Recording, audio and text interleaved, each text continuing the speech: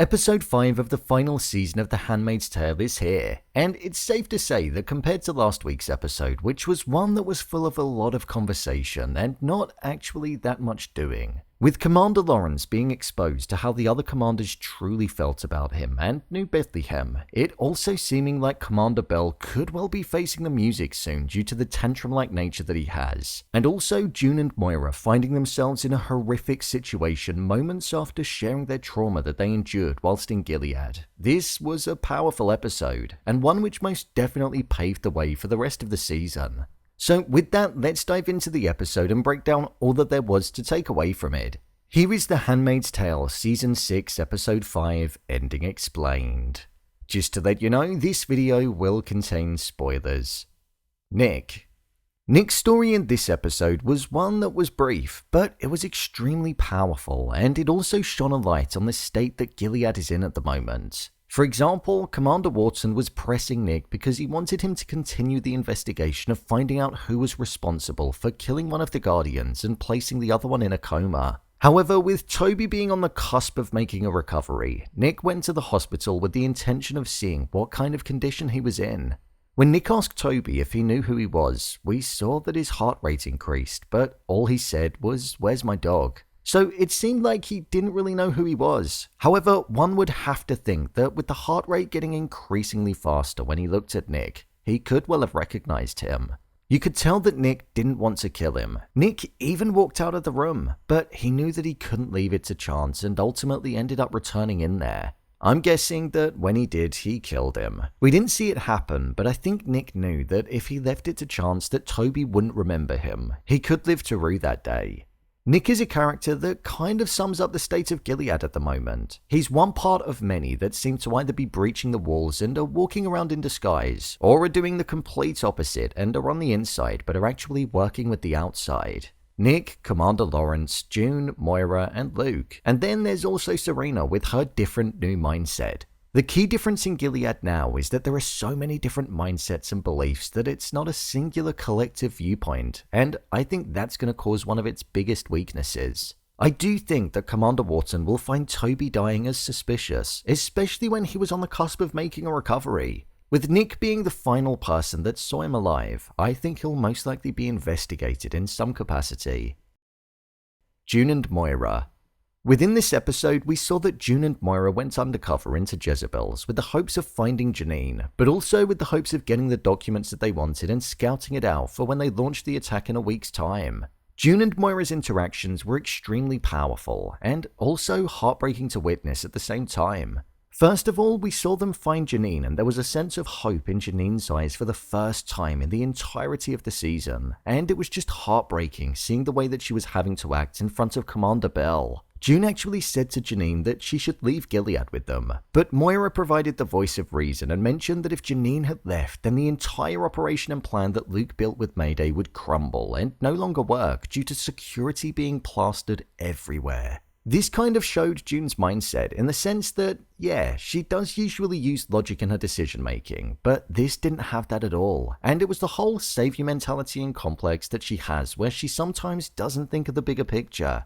Janine chose to stay, and when she made that decision, she said, "It's just a week." I think those words are going to come back to haunt her, and I don't actually think she's going to make it out of there alive, which will be devastating. The jealousy that Commander Bell had when Lawrence was going to go off with her showed that he has an obsession with her, and he views her like she's his possession. And I think when she inevitably fights back, he's not going to like it, and he might end up killing her. June and Moira also clashed in this episode because June almost jeopardized the plan. We saw them talking about their trauma from when they were in Gilead, but what was horrific was when a Guardian walked into the room, he was about to carry out the very thing that they were discussing, which was their trauma in the past, a place where they thought it was left. The look in Moira's eyes was so painful, and you could sense the fear that was running through her. I'm glad they managed to fight back though, and the scene of them confronting him was actually executed really well. That whole interaction though was what caused their way out to be compromised because Luke was waiting longer than anticipated due to them needing to dispose of the body. Plus, they also didn't get the map that they went in there for. So it was a trip that mainly focused on warning the girls in Jezebel's.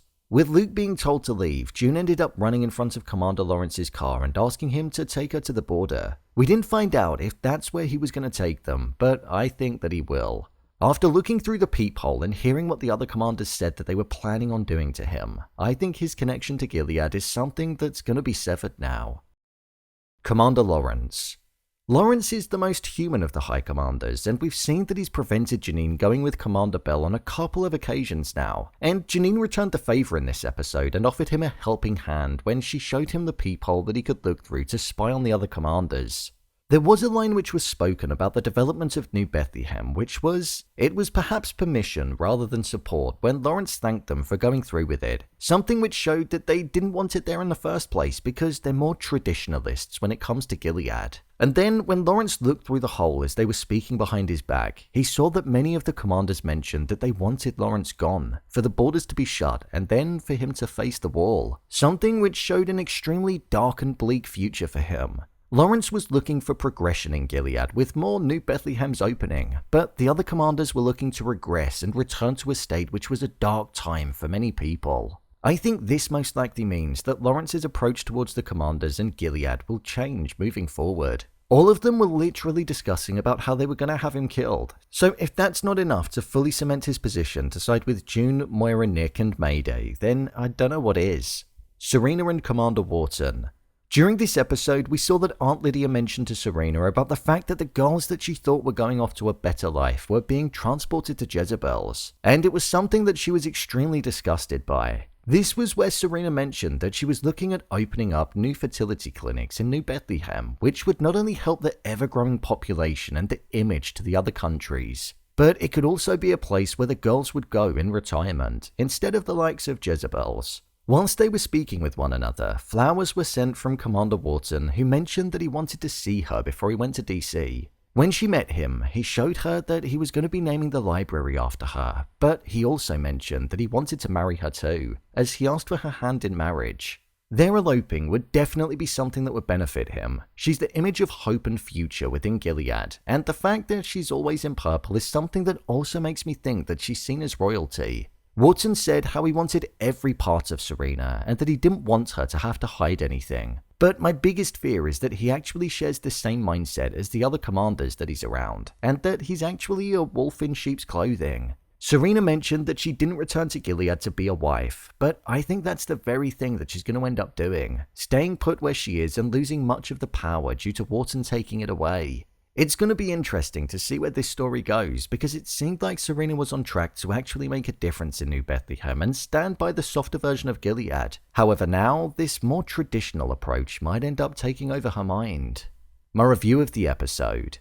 I thought this was a much better episode than last week. There was so much action, development, and plot driving scenes where it felt like we actually moved forward with the story, rather than just talked about what could be on the horizon like the previous episode. Some scenes in this episode were so difficult to watch, and it just painted the environment in Gilead to be this horrific space that it was. The likes of the scene with Commander Bell and Janine, and also the Guardian with Moira and June. It was painful to look at, and it just makes me glad that the uprising is hopefully going to be on the horizon, and many of these characters are going to have their comeuppance.